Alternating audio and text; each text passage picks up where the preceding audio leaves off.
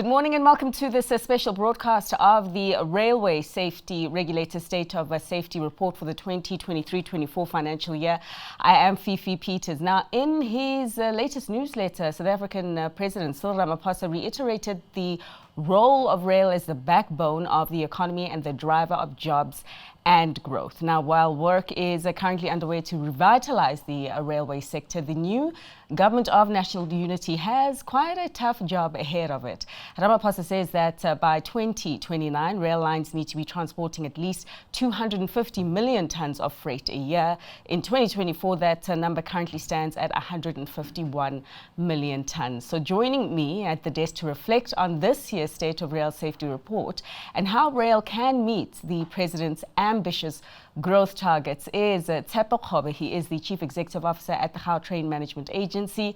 Rudzani Ligege, Managing Executive of Transnet Freight Rail. Nelson Malefane, Acting CEO of Prasa Rail.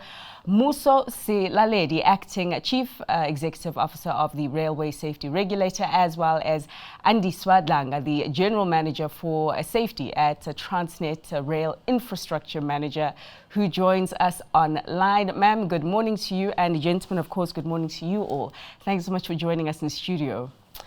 So this time, around this time last year, I said in the closing of reflecting on the previous year's report that I thought that if you and I had this conversation again, that you'd have a better story to tell. By my reflections of what has transpired in the year under review, it seems you do have a little bit more of a better story to tell, just given the fact that it seems like there's a decline in security-related incidences this time around, although we are seeing a bit of worrying elements as it does pertain to operational occurrences. But just set the scene for us and give us the lay of the land as to what rail safety looks like right now in the year under review. Yes. Good morning, Fifi. Good morning to the audience. So we are the Rail Safety Regulator, an entity of the National Department of Transport charged with overseeing safe railway operations in the country, while the operators who are with us are primarily responsible. You are correct. It's a mixed bag. We are cautiously optimistic. On the operational occurrences side, we are up around 30%. On the security-related side, we are down 14%. On the operational, in the year under review, something new happened. The three new categories came into play. Categories M, N, and O around procedural irregularities, pantograph, hookups, and then a last category that came in. In security, we had a new one around dead bodies found in the railway reserve. So on the operational numbers, yes, they are up 36%, but partly it's because of those new categories that were not reported in the prior year. If you remove their effect, we are generally up about 12%. Mm-hmm. On the security side, we are starting to see some fruits from the efforts that not only operators have put into play on the security side, but also state players like the National Logistics Crisis Committee, the work stream that deals with security. So we are beginning to see some offshoots. Mm-hmm. You juxtapose that with a slight increase in productivity levels from the Prasa side. They have the biggest dramatic increase. They more than double their ridership numbers. From the submissions they make to us and the work we are looking at them, we expect them to double every 18 months or so. Mm-hmm. Transnet, we understand their operational challenges. They are well documented. They've come out at around 151 million tons. You've read in your intro the ambitious target from the President that they are charged with meeting. From the Gautrain side, they've begun to recover. They are not yet at their pre-COVID numbers, but they've increased their actual train kilometers, but have not had a corresponding increase in passenger volume. So that's a dynamic we need to unpack a bit more. But that just lays out the scene of what we had. Sure. Tshepo, just given the fact that he did leave us with the Gautrain baton, I mean, a mixed picture with you as well. As Musa has said, your train kilometers have increased, but numbers have declined. And actually, I thought that when we had this conversation last year, that you'd be coming and saying that we have returned back to pre-pandemic levels. This is not the case. Just take us under the year or through the year under review in your experience. The year under review has been very interesting. And in actual fact, we have to actually start it off in and around September last year. That's when we started noticing this strange trend. So what happens with with our numbers is they will, as they would become a bit slow during winter, and then coming out of winter, then they would gallop out of that and get up to a point where we now can see the real trend for the year. But in the last year, they just generally just slowed down at that point in time. And we have looked at it and be able to understand what it is. And what we've had in the system as a whole, and you have to look at, we look at the SANRAL numbers, we look at other passenger and commuter services. And what you found is that in that space, what had happened is that you have what's called peak spreading. If you look at the freeway during the day, it's full the entire day.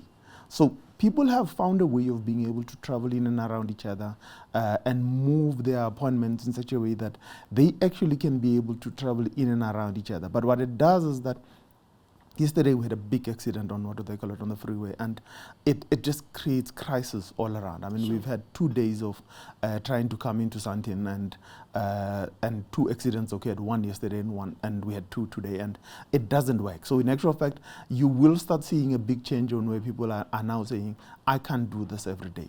We're at the point where travel times have already increased by 25%. Our modeling that we've done as we were doing the integrated transport master plan for Gauteng shows that travel times have increased by 25% in the whole of the province. And now that in itself tells you that it just requires a bit of a tipping point, and people will return to the system at the same rate that they were going at. It is a worrying trend for us to slow down. When we were, the changes were coming in at about between 10 to 13%. It's now gone to 3.5%. It's still increasing, but it's increasing at a slow rate.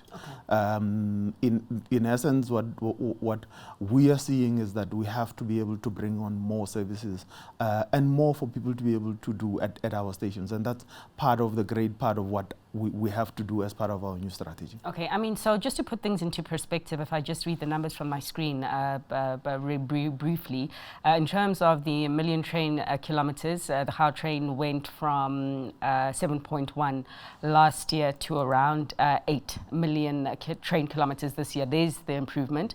In terms of the passengers being transported in the period, you went from 7.1 million passengers last year to 6.3 million this year. In the same year, PRASA, you are moving more people this time around, according to the report. You have increased the number of passengers from 15.6 million to 39.4.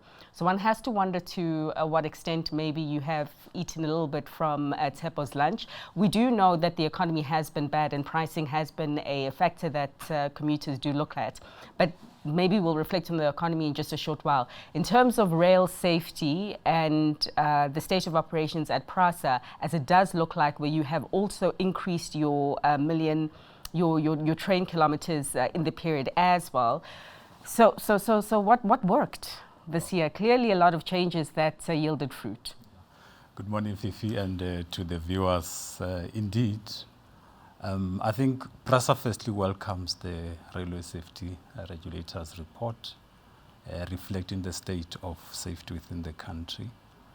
And I must say that they came with quite a lot of efforts from the regulator to ensure that they continuously provide the feedback around the audits, the inspections, as well as analyzing this entire safety performance for us. So one positive area as well, it was to unite the operators across the SADC countries, just to make sure that we share the experience around the operations and safety elements as well. So PRASA is in the trajectory path of recovering and rebuilding, and in fulfilling the mandate, primary and secondary mandate of ensuring that we move people, as well as supporting the duty strategy, road to rail strategy. Sure. That's key to us.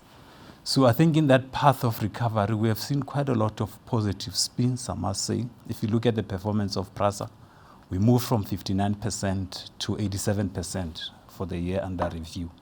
And in there, to look at the kilometers, that indeed, that translates to something like you're moving off 71 train trips to 131 train trips, and the passenger numbers that are coming as well. And I must say that one of the strategies that we've adopted, it was to kind of move to the discounted arrangements, just so that we attract people as well, because the state of economy is not doing well, and it's important for people to get benefits around their salaries and so forth.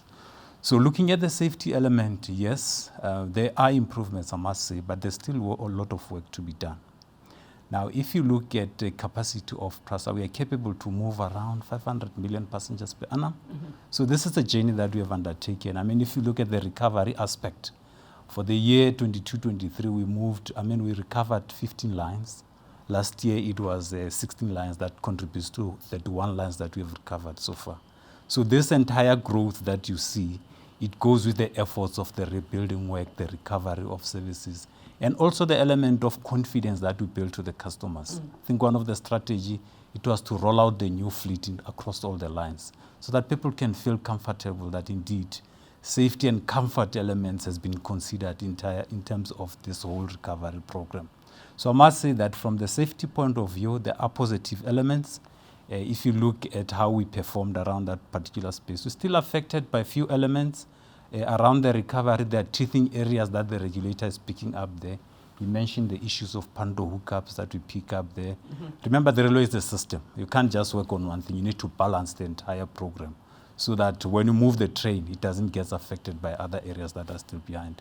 So it's a positive story, not only for PRASA, but for the country as a whole, to make sure that we make the difference to the lives of people.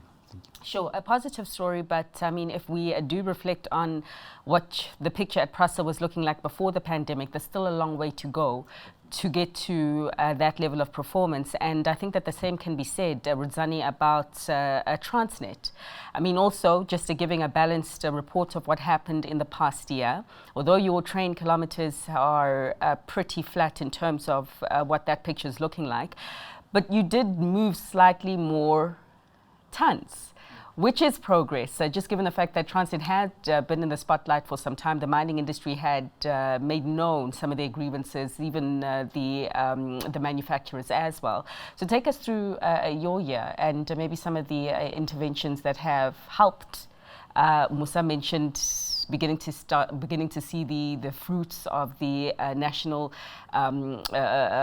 logistics crisis committee, and we know that the public sector and government had been working just to try and starve off the vandalism and theft that was happening across the rail lines. But your view of the year that was? Yeah. No, thank you so much, and good morning to you and my fellow panelists, and also to the viewers. So I think you're correct. We're coming from a very difficult, past. I think if you look at, our lowest that we've hit was 149, coming out of the highest that we've done in 2017-2018, which was 226 million tons. There has been a number of issues that has really impacted us to get to those kind of numbers of 149. The good thing is that, if you look at from 149, we managed to climb up to 151, almost 152. And currently now, our target for this current financial year is 170 million tons. And also, as you've rightly said, industry out there, they are looking at a number, north of 200 million tons. And we have taken note, and we are pushing all stops to make sure that we bring that number, to fruition. The one key thing, though, that I think we need to, and I just want to echo what Nelson has said in terms of us really accepting the report. I think it is well written. It is really a true mirror of what is happening, in our environment. I think the essence of it is that, a safe railway is a productive railway. So the two goes hand in hand, So the number of tons that we're talking about, we need to run these trains safely. The minute you start doing that, the numbers and the tons just, comes automatic. So there has been very concerted effort. I think if you look at the report, as has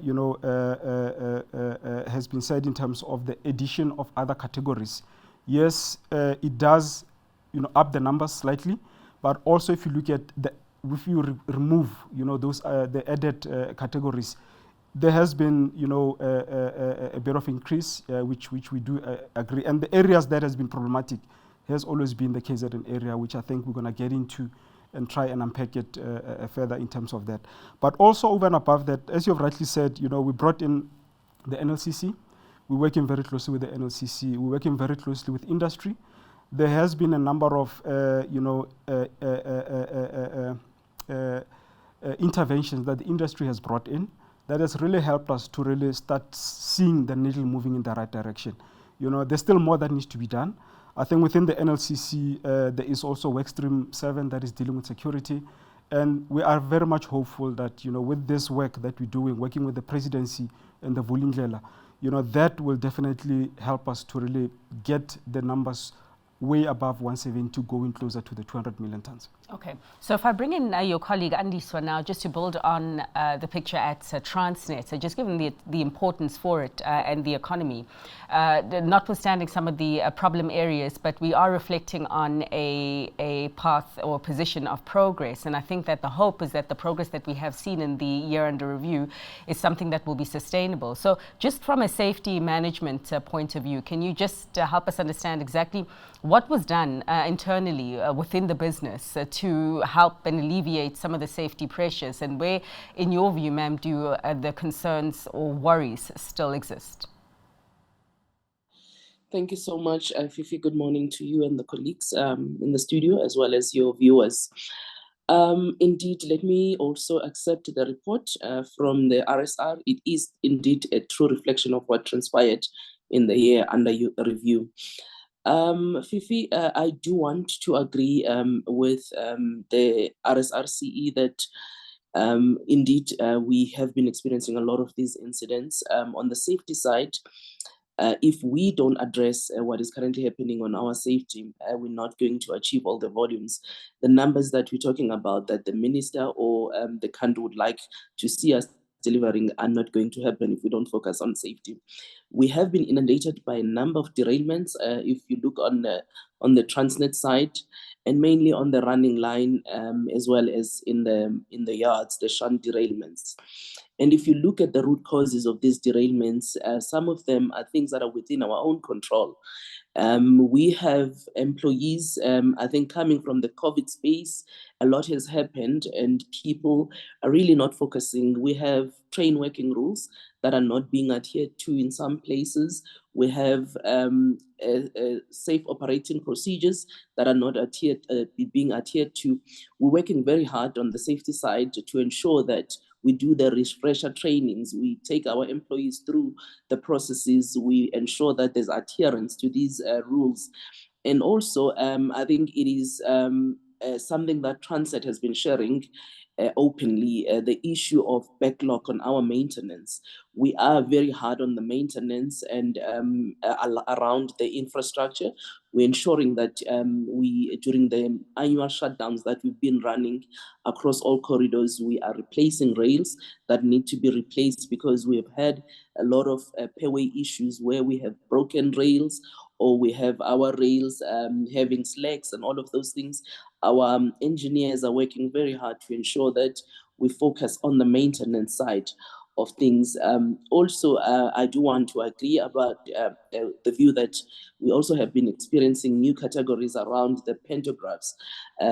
We also doing assurance on the maintenance because we have identified issues of maintenance that is not of good quality, where pantos snap while trains are running. Also, focusing on the security side, where we experience the overheads being stolen in our network, and we end up with these hookups that are now becoming a new problem that we're sitting with. So as we drive safety on our side, Fifi, we are really focusing on those key things and mainly stakeholder engagements as well in the communities where we exist as Transnet around our rail reserves.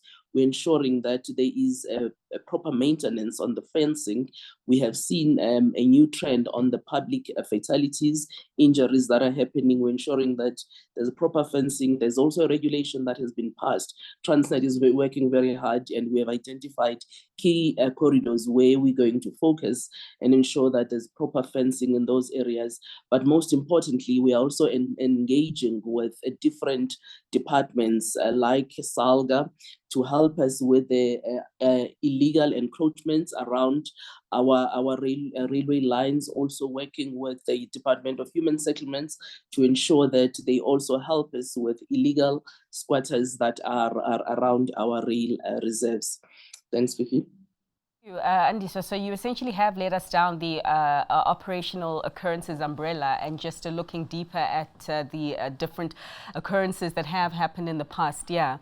One area is, I mean, Andisa was talking about derailments quite prominently, but I see that fires have also been quite an issue across the rail lines, collisions of or during rolling stock. And what's concerning is that you've even got road vehicles colliding with the moving trains, as well as people struck by trains. So, Martin, maybe if you can also drill in a little bit deeper into the specific problematic operational occurrences, but more importantly, what's been done. I mean, Andisa was talking about some of the work that Transnet is trying to do and the partnerships that it's trying to broker to try and solve for the broader problem. What's the picture like at PRASA? Oh, yes. No, thanks a lot. Look, one thing that I can confirm is that PRASA still operates under a valid safety permit.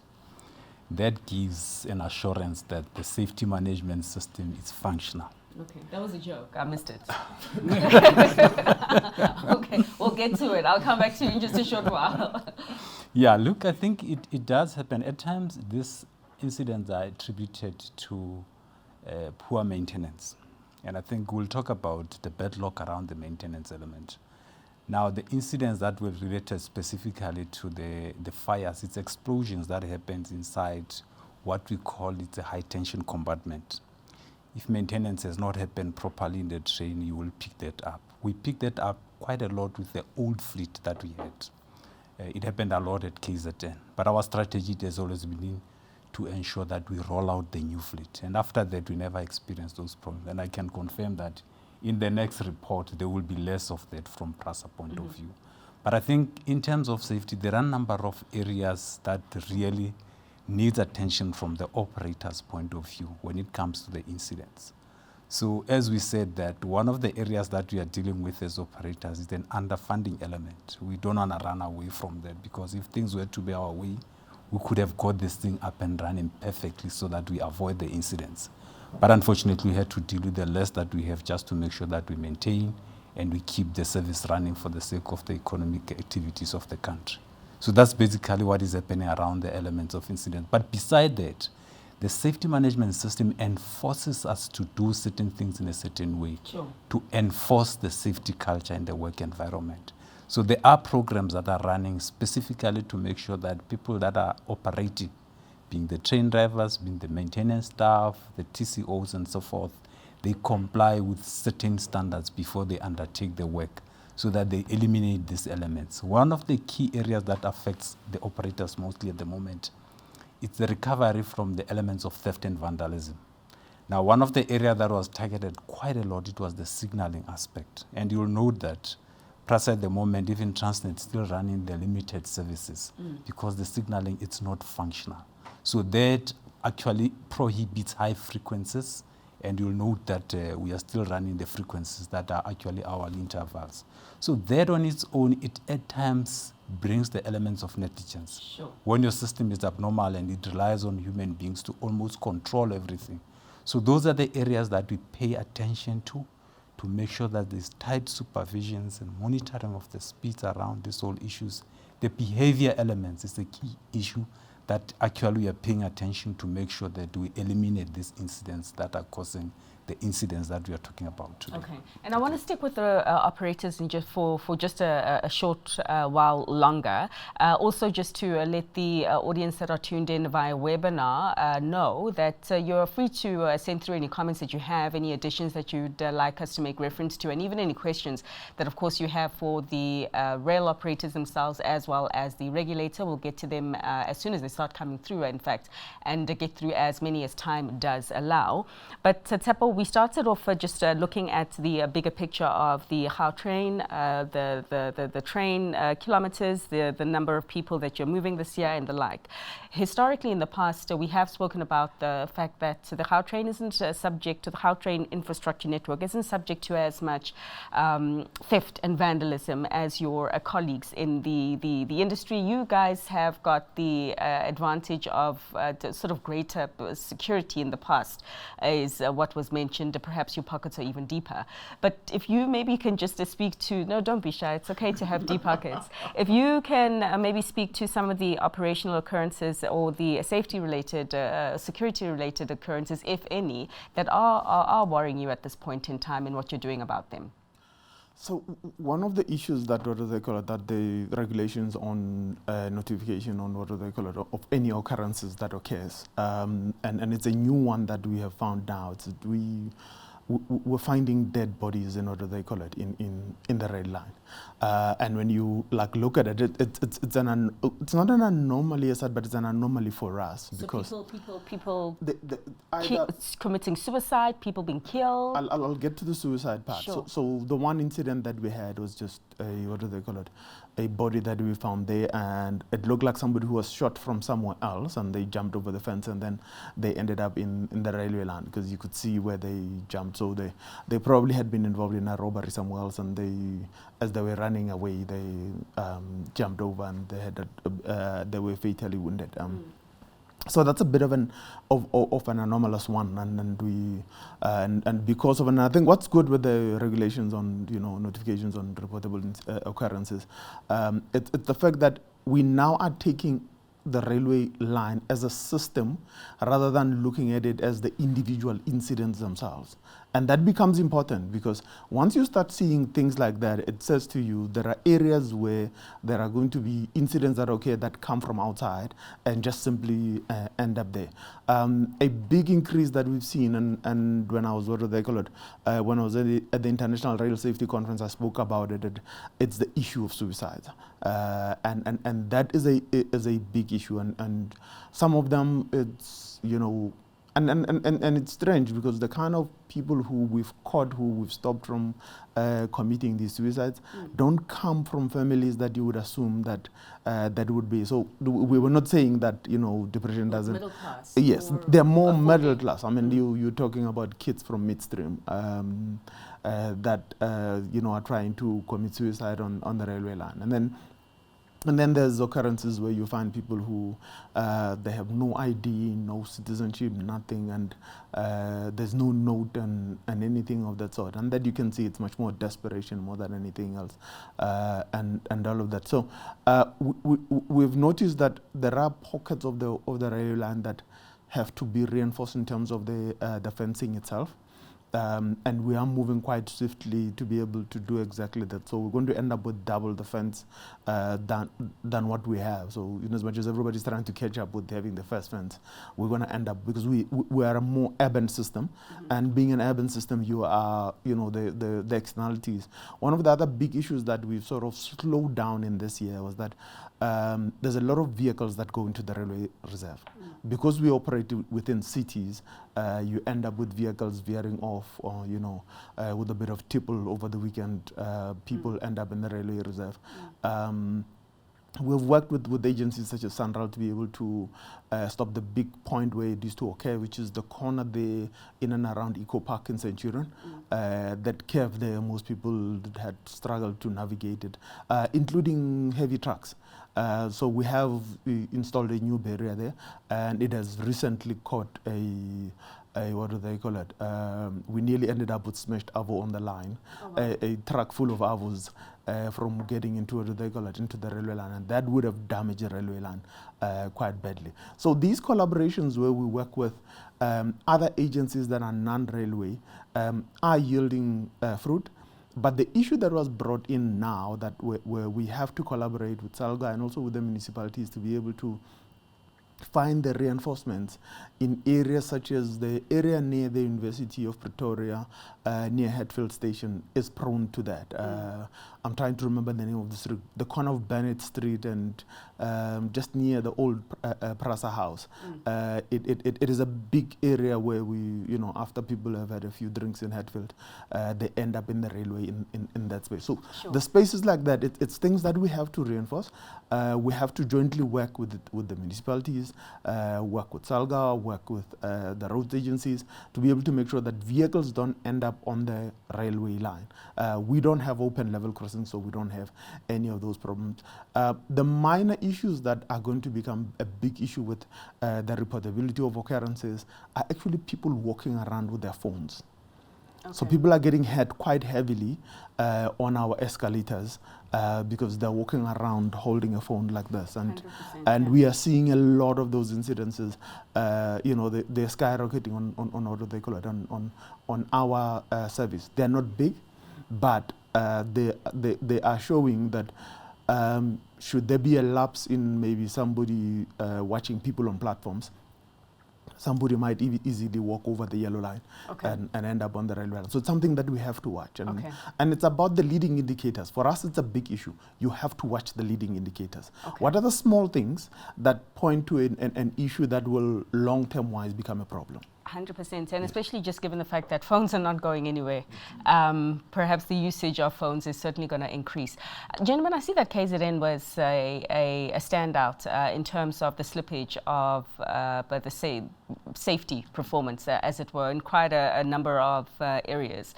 And perhaps you can speak to, and I'll ask you as the operator, just to speak to KZN, what happened there. I mean, is this a once-off and then next year things are going to revert back to normal, or is this the start of something a little bit more systemic and problematic? No, thanks. I think, before we started, we actually touched on that with the colleagues here, that KZN is standing out like a sore thumb. Sure. And there's a couple of issues that, and some of them has been touched. So the issue of KZN, what we've picked up is that if I can give you a scenario within our space as TFR, we've got a total of 6 corridors.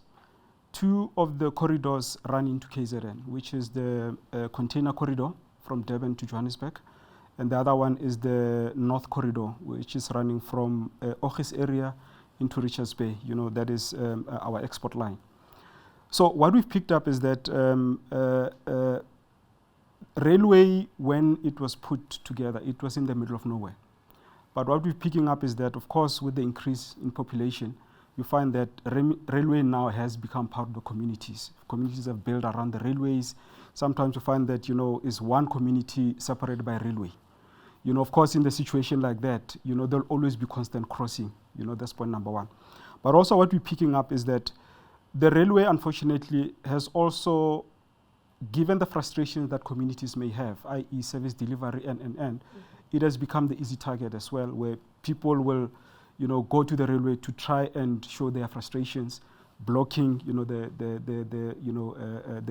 railway. So if you look at, some of the biggest occurrences have been, collision with objects. So people will literally put things on the railway, and then our train will come and collide with that. But also what we've picked up as well, I think if you go deeper into the KZN area from Cato Ridge going down to Durban, there's a place called Marion Hill, Hammersdale, all those areas. It's a very mountainous area.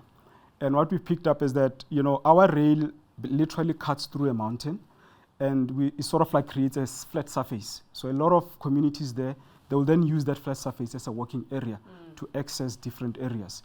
So the challenge it does is that, given that is very much, there's a lot of curves, people do not get to be aware of trains that are coming, and a lot of people, get, hit by trains as a result.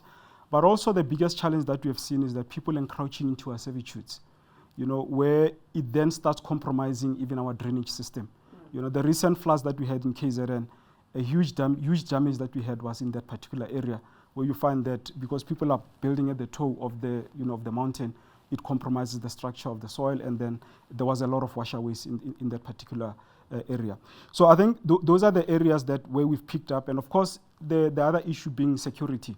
A lot of thefts that we've had has been on those 2 lines, the North Corridor and the container corridor from our stats, and that is why we're not really surprised with these numbers that are coming up to say this is really a big challenge that we need to address. Sure, and before I even ask you how you plan to do so, Muso, coming back to you, I mean, as the regulator, I know that one of your jobs also, as you monitor the state of safety and you also make recommendations as to what can be done, is to audit what a lot of these operators are doing in terms of managing safety within their operations. I noted in the report that there were areas of concern that the regulator did have in terms of how things were being done across the main regulators, although I do see that quite a number of permits being issued in the period as well. So just based on what the operators have said, and also if you can just base it on other factors that you have seen as the regulator and the audit process that you have been done, where do you reckon, or what are you happy with? But I suppose, where do you reckon the areas of improvement are for these operators that they don't really have a choice but to do so? So yes, as the regulator, we have to be independent, and our posture when we carry out that independence, our relationship with operators, is one of cooperation and contestation. There are areas where we cooperate. So you give them license, or you take their license? There are areas where we cooperate. Security, as they've explained, Sure. is a complex area where we need to work with them. They are not security companies, they are not law enforcement. It's a partnership area where we need to work with them. So there we tend to cooperate. And I like some of the matters that the CEO from Gautrain is raising. And we also need to be insightful. Yes, they have deep pockets, but there's two competitive advantages they have when it comes to security. Okay. Their line is fully fenced. We are not saying operators must fence the entire line because they have a larger network, but from the data set, we see there are areas where cable theft and other vandalism peaks. Vereniging, an area around Springs, an area around the Richard Bay complex. So when you take these security regulations, it's about putting in the fencing in the areas where you've identified the problems, not necessarily the whole network. Then there are areas where I talk about contestation, where the regulator will have a zero tolerance posture. One of the areas, and the numbers are low, are around collisions. So the height of a breakdown of controls in the train environment is when you have a collision of rolling stock on a running line. It's unimaginable to have two Gautrain trains colliding on a running line. But we do have it in the areas where Transnet either owns the line and PRASA operates, or vice versa. And we've taken the view that where the risks are highest for collisions of rolling stock on a running line, we will come in quite hard as the regulator, because this rolling stock from PRASA, these new Stimela Sabantu, it's best in the world rolling stock. Sure. It's unacceptable that it would ever be involved in a collision. Then there's other areas where we can win. Andiswa spoke about the yards. We are worried about derailments in the yards. Andiswa was here because symbolically, Transnet have created the Chinese wall between herself as the infrastructure manager and Rizani on the operations side. When you bring the infrastructure manager to life, one key question is who owns the yards, who takes responsibility for the yards. And we've seen a lot of derailments in the yard through poor maintenance practices. It is an area we are going to hone in further as the regulator and be more stringent on the directions we issue, because maintenance practices are at the heart of the railways. Yes, you don't have money for everything, but where do you prioritize first? And we believe the yards is an area that must be prioritized. And as a last example around maintenance practices, an area that would be obvious to us would be like overgrown vegetation. So where you have trees growing into the railway reserve, obscuring the view of the train driver. Now, when you don't have enough money in the system, you're obviously going to prioritize maintenance on the main line, in the yards and everywhere. You'll get last to this overgrown vegetation. But the problem is then you use the train to cut the vegetation. This new rolling stock in the PRASA environment is brand new. It must now go through this overgrown vegetation. You are scratching this new rolling stock. You are damaging it. The TFR rolling stock as well. So that's why we talk about maintenance practices are a key focus. Yes, human factors will always come to play. Operators are going through some level of restructuring. Some people are leaving, some people are coming into the business. So refresher training is important, that we don't pick up human factors related occurrences that we could have avoided. Andisa spoke about compliance to train working rules, standard operating procedures. It is an area where we see a vast improvement is required there as well. Sure. So you touched on two or questions from two individuals, Joseph Donald Mving, as well as Itumeleng Mukhotle, referring to maintenance, the exact comments that you've made, the importance thereof, and how it does need to be prioritized. In fact, talking about a cohesive strategy regarding maintenance amongst operators. But you also inferred to the reform process that is currently underway. And Andiswa, maybe you can come in here and talk to us a little bit more about just number one, where we currently do stand in terms of the broader reform agenda that is being pursued and being implemented at Transnet. And the question, I suppose, more deeply from Itumeleng is just talking about is it private train operators will be running on the TFR and PRASA lines? So just in terms of the implementation of broader reform, what ultimately will that mean for rail safety? Okay, thank you, Fifi. Just to take you through the rail reform, as of the 1st of October, we have created the Chinese walls that Muso was referring to. The Transnet Rail Infrastructure Manager has since been implemented. We have appointed the acting Chief Executive Officer for TRIM, which is Mr. Moshe. At this point in time, we started from the 1st of October. We also have appointed and separated managers at this point in time. We already have a TFR, which also known as TFROC. That is where Rudzani comes from, and I come from the TRIM side at this point in time. So what we're going to be doing going forward from the 1st of November, we're now going to be splitting all the employees, which is the bargaining unit employees, to form the two divisions so that they can start functioning fully from both sides. There's a question around who owns the yards. I think as per our network statement, it is clear that the yards belong to TRIM. And TRIM will be operating the yards, and TRIM can also appoint a yard operating people or companies that can come and operate the yards on behalf of TRIM, and TFR stands a good chance to be one of the operators because they are already operators. So that's where we are. We are, however, still waiting for the sign off of the network statement. Once that has been finalized, we are in a good position. We're working towards the end of financial year, which is the beginning of 24-25 financial year, where we're now going to be fully implementing, taking private operators to come and operate on our network. Most importantly, I think it goes back to the issue of the backlog that everybody has been talking about. We are focusing on ensuring that the network is in a good standard. It's good standard for us to be able to take more operators on the network. So that's where we are, Fifi, with the rail reform at this point in time. Okay. Safety is of importance in everything that we're going to be doing, because we don't want to bring more operators onto our network and we end up with more incidents, and that which we're trying to achieve by the rail reform, it becomes nuisance in a sense that we are not achieving the volumes that we want to achieve. We would want to densify the lines that are currently underutilized at this point in time. That's where we would want the private players to come and play. And also, we also open to partnerships where we need financial muscle to be able to resuscitate or rehabilitate our network. Thanks, Fifi.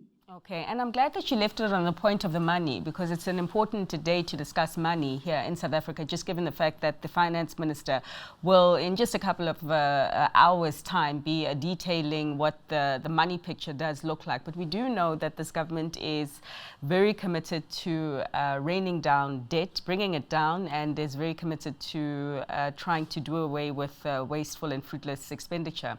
Except this could mean, Nelson, I mean, you made reference to the fact that maybe you could be doing more and you could be in a better position when it comes to not only your operations but also the safety measures if you had more money.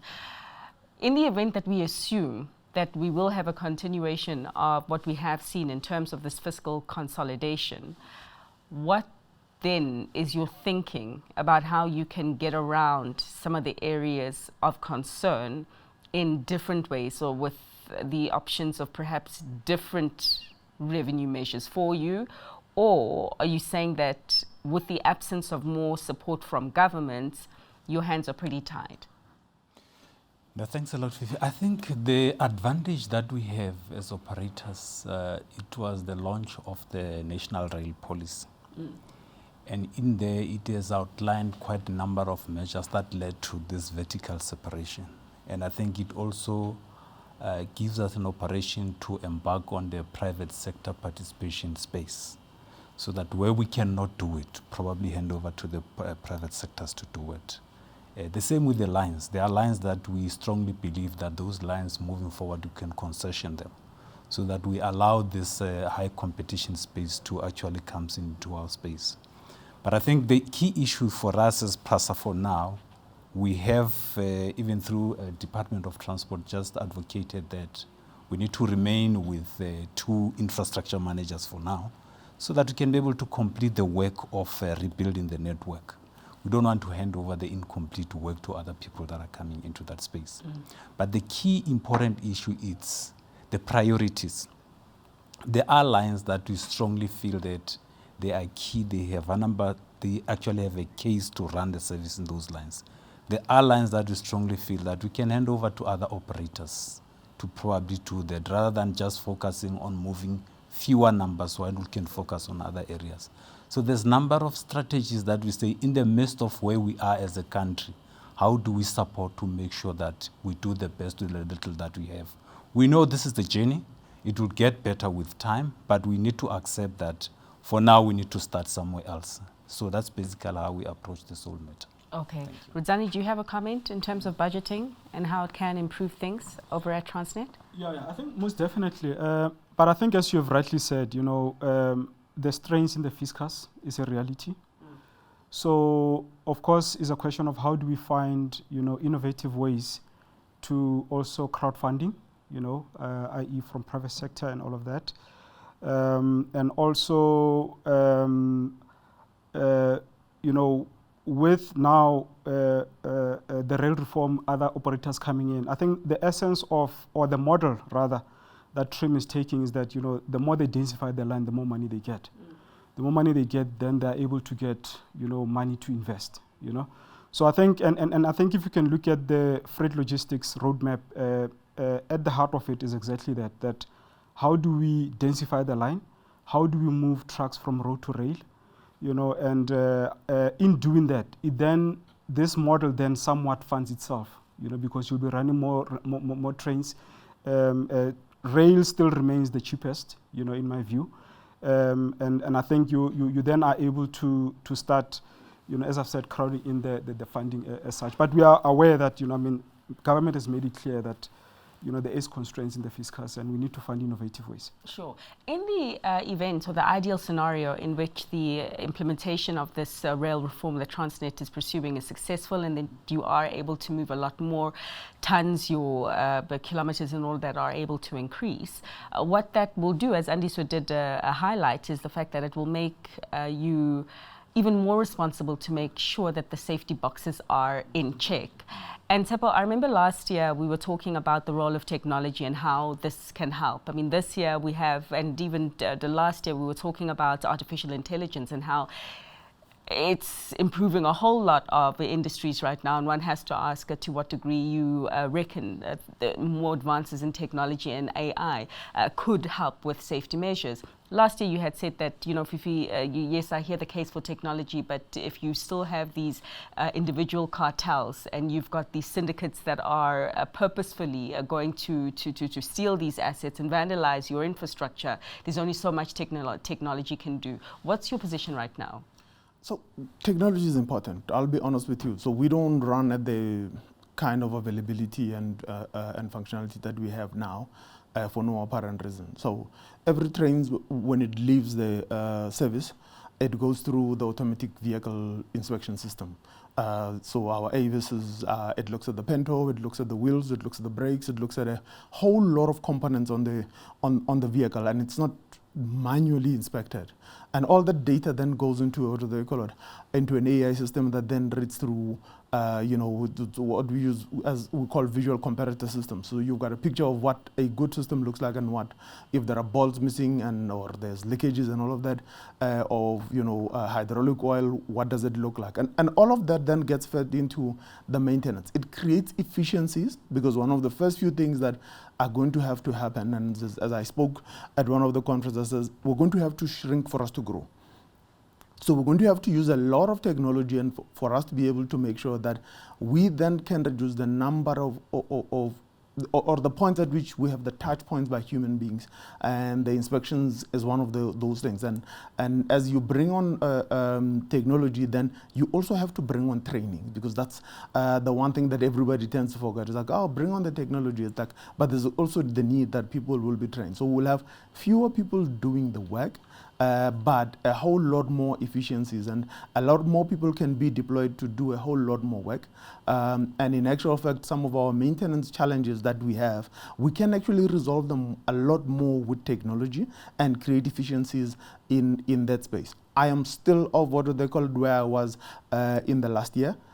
Enforcement is going to be a big issue. Sure. We have a lot of legislation. We have a lot of ways in which we report all of these occurrences. And as you read through the report, Muso and the team speak to the relationship between SEPs and their reporting, and how we report incidences and what they call it in the railway line. It doesn't matter how much you report. If we do not end up with arrests, if we do not end up with enforcement of all of these challenges, and similarly, if we don't end up with collaboration with the likes of the municipalities and the roads agencies and everything else, we are not going anywhere. We will report, and then we'll bring on technology, and all technology will do is, as it is right now, the numbers are higher, but they're higher because we're adding more categories of things to report. And the more we report, the more we're going to realize that the entire system requires us to think differently and think of it as a system rather than thinking of it as parts of what do they call it. And the ability for us to be able to bring on, the enforcement in the railway sector, specifically for the railway sector. We've tried to do it, going the security route and all of that. Is there a world in which, what do they call it, railway police are brought back in full and they are now the custodians of, what do they call it, of security in there? These are things we need to explore. These are things that actually were there, but enforcement is going to be key. It doesn't matter the amount of technology you bring. I'm still at that point. Enforcement is going to be key. Sure. Muso, you are free to build on the matter of enforcement, because, it sends a really strong signal as to the fact that there will be consequences for action that is not tolerated. But also, I realized that what we didn't speak about was the load shedding factor. And the period under review that we're talking about is from April to March. And that is when we were still experiencing some of the worst load shedding this country has experienced in its recent history.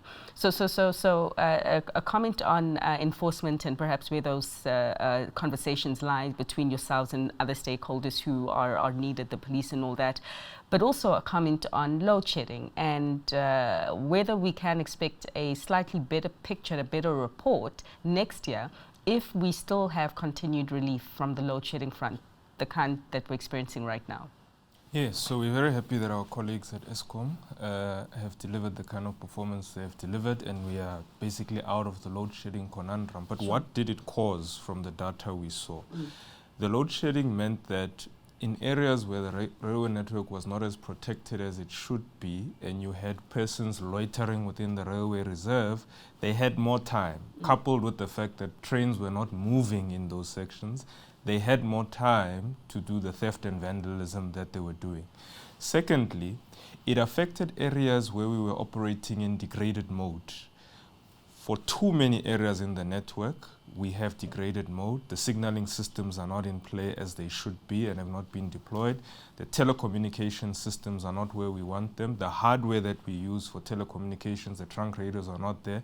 When there's load shedding, that whole conundrum becomes exasperated, because when you don't have trunk radios, the operators in far-flung areas are working on cell phones. The cell phone towers are out. You have to relay messages and authorities to the train drivers, train assistants through cell phones. It just compounded the problem. We hope when we see the data set, because the load shedding has gone down, we would see a decrease in occurrences. But remember, it was not just the load shedding. Sure. There was a multiplicity of factors. So our enforcement regime is to focus on the multiplicity of factors. Hopefully, when you remove the load shedding, we'll see an improvement. When you talk about enforcement, yes, as the Railway Safety Regulator, and as you said, it is his joke, he does hold a safety permit from the Railway Safety Regulator. All the major Class A operators hold that.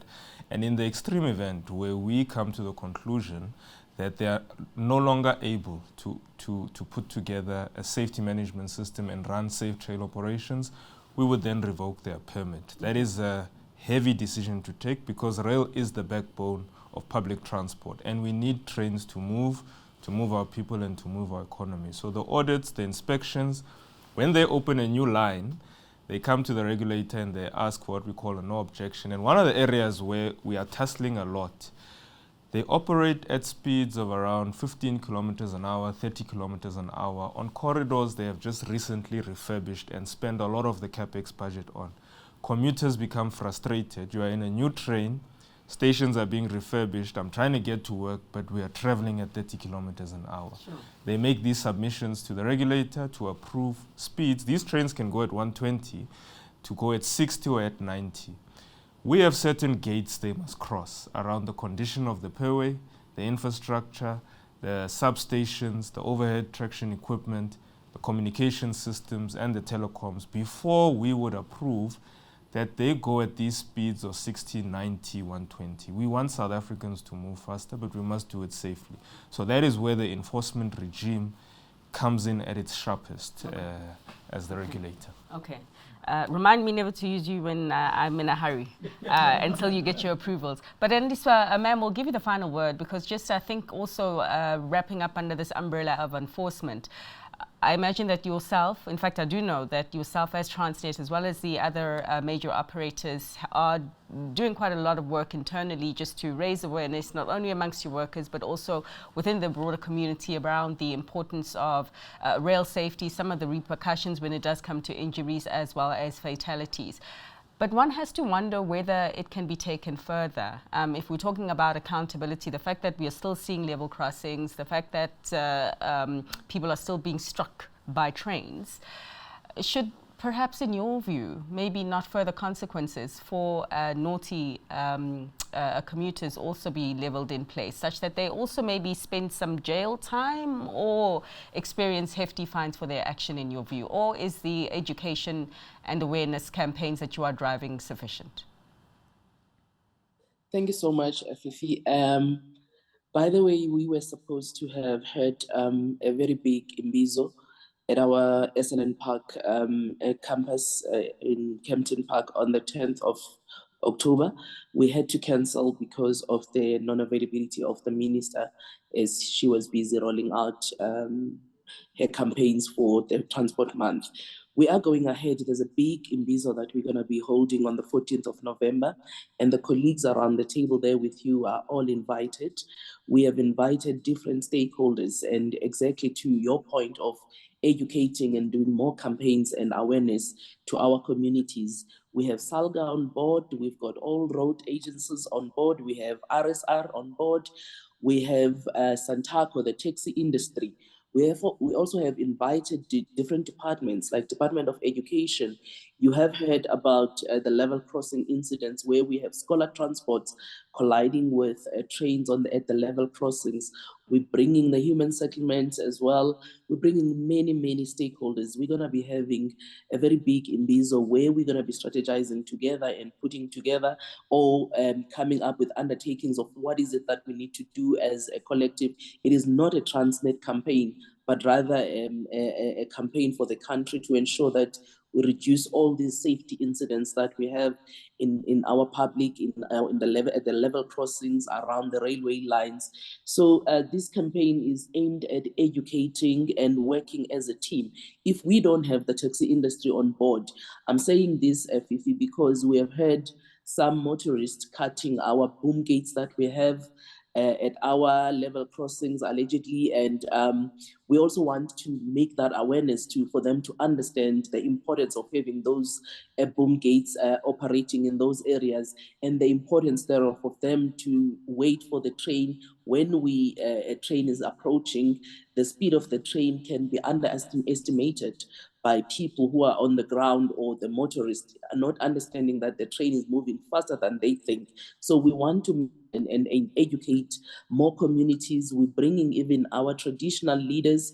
We're bringing our councillors in the different municipalities where we run our trains, to ensure that we are all on board and we have a full understanding. What also we are busy with it as Transnet, we are also reviving or reviving our signages around our railway lines. We're coming up with new boards to ensure that everything is visible, to ensure that people can see that they're supposed to stop here. We have been continuing at the beginning of every school holiday and at the end with the campaigns to go to schools as well, to educate scholars about the crossing of these level crossings, how they should behave when they get closer to the railway lines and all of that. So we're hoping that these are going to bear some fruits and help us to reduce the number of injuries and the public incidences that we've been experiencing. The taxi industry, Fifi, has even agreed to work with us. They'll be branding their taxis as well, putting level crossings on their taxi stickers that are talking about safety around the rail and all of that. So those are the things that we are really implementing on our side to ensure that we continue to drive safety. Also, Andiswa, I'm going to have to take it back. It is quite surprising how quickly time can go, but unfortunately we have come to the last stop right now of this particular conversation. The interventions in the campaign, the Imbizo that you mentioned, absolutely commendable. One has to wonder if, for those that don't listen and don't pull up their socks when it does come to taking individual responsibility, whether there is room for doing what some Metro Police do as well, with wrong behavior on the road and that jail time or that heavy fine. But wrapping things up just in terms of what we have been reflecting, a slightly better picture in terms of the state of safety report for rail this time around, a slight decline, or in fact a significant decline in security-related incidences from this time last year. Operational occurrences looking a little bit different, but of course the new things being monitored this time around that have inflated that number somewhat. But the bottom line still being that if the rail system doesn't work to its fullness and doesn't move to its fullness, the economy doesn't move to its fullness. But of course, in accelerating the pace of getting rail on track, it needs to be done at a speed and in a manner that ensures that we arrive alive, I believe the saying does go. That is the way we're going to have to unfortunately wrap today's conversation on the Railway Safety Regulator's State of Safety Report for 2023-2024. I'd like to thank my guests in the studio, Tshepo Khobe, Chief Executive Officer at the Gautrain Management Agency, Rudzani Ligege, Managing Executive for Transnet Freight Rail, Nelson Malefane, Acting CEO at Prasa Rail, and Muso Silaledi, Acting Chief Executive Officer of the Railway Safety Regulator, as well as Andi Swadlanga, General Manager for Safety for Transnet Rail Infrastructure Manager. And last but not least, yourselves for tuning in. We'll do it again soon. Goodbye.